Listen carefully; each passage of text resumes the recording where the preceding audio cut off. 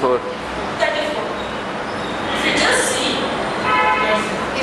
see, the sum of each column row and that will be equal to. Similarly, you can consider magic squares of order 6, 8. One more interesting thing about this magic square is it can also be multiplied. If I take this multiplication of these two magic squares as a binary operation, it can be easily seen that when you multiply two magic squares, you again get a magic square. But suppose if I have two magic squares A and B, if I multiply A and B, you again get one more magic square. Which will be, for example, if I multiply a magic square of order 2 and order 3 and order 4, you will get a magic square of order 1. 3 into 4, 1. But it is also observed that AB will not be equal to BA. That is, it is not commutative. AB is not equal to BA, and it is also observed that the associative property will hold true. That is, A into B into C will be equal to AB into C. Associative property holds good, and all this acts as the magic square of order 1. This acts as the identity, and inverse does not exist. Inverse will not exist. Hence, this becomes a model.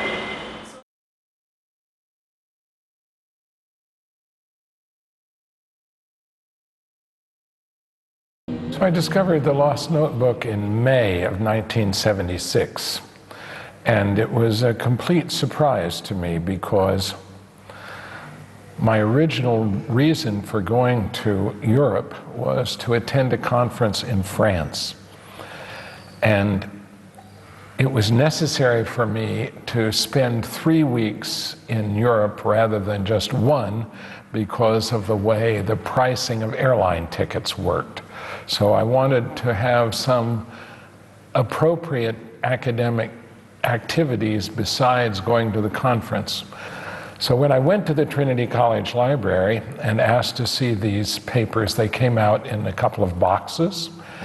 And in these boxes, besides the work of Watson, there were several things that were in Ramanujan's handwriting. One was the last letter that he'd actually written to G.H. Hardy in the last year of his life in 1920. And the other was a manuscript of about 100 sheets of paper, some written on both sides. Fortunately for me, I knew what the Mach theta functions were because I had written my PhD thesis on what Ramanujan described in the letter that he wrote just before he died. And looking through this document, I saw here are the Mach theta functions. So this must be the work from the last year of his life.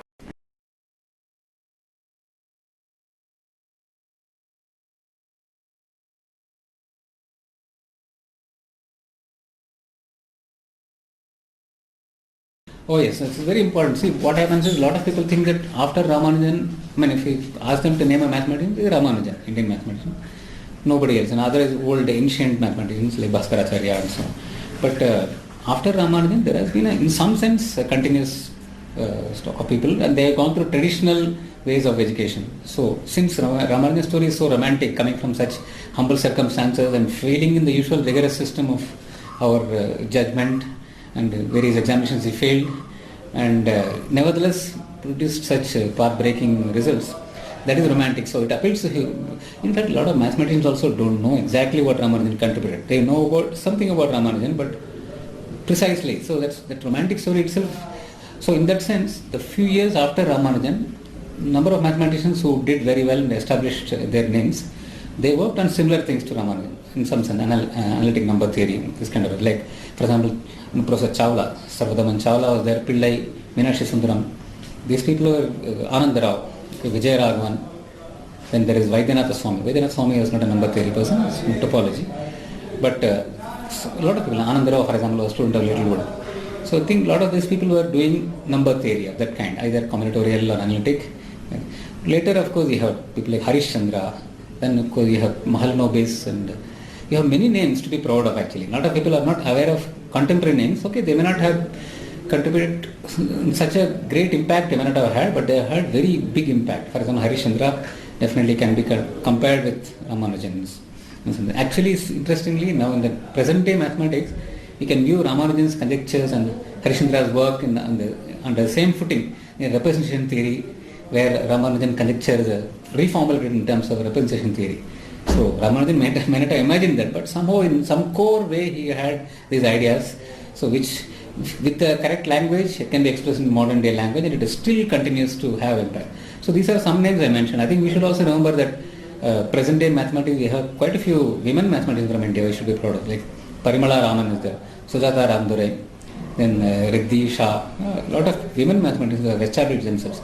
They come through traditional backgrounds, mathematical backgrounds, and so this story is not such, but they are well known. These people you should be proud of. I think people somehow should be more educated about who are the later people. Someone is asked about who is Harishchandra, they may not know, a lot of people. Or, okay, let's say even Chawla, who is, again, he was in Princeton for many years. He has had an impact in number theory quite a bit. Okay, so they should be talked about. There are smaller names, Meenakshi Sundaram, quite a few names are there we can be proud of. I agree that nobody, perhaps none of them except Harishchandra, has had as much of an impact as Ramanujan. Perhaps Ramanujan himself might not have imagined that his conjectures and his work would be generalized in such a fashion and viewed in such a fashion that it continues to have an impact. It is quite amazing. But we should educate people about others who came later. And present day mathematics, you see the present day scenario, you have people like Narasimhan, Seshadri, Ramanan, Raghunathan. These are all big names, and of course now you see persons of Indian origin in the US and so on, who have been doing well, like Manjul Bhargava getting the Fields Medal, and also other people, Akshay Venkatesh, based in Australia. The thing is, somehow this influence of Ramanujan has been there in a romantic way. So a lot of people have taken up mathematics for that reason. Later they might have branched out to other things which Ramanujan never did. For example, Ramanujan never did anything other than number theory in some sense. Modular forms is his strength. He must have had a theory of modular forms, but he never. To formulate a theory of modular forms, you should know complex analysis. And according to Hardy, Ramanujan did not know Cauchy's theorem. So how does such a person contribute so much? It's not clear. He had his own way of theorizing things. That's what. So he's a phenomenon. He is an enigma. That's no doubt about it. But there have been people coming from traditional mathematics background, who done well and established their names all over the world. I think we should perhaps educate people about common people.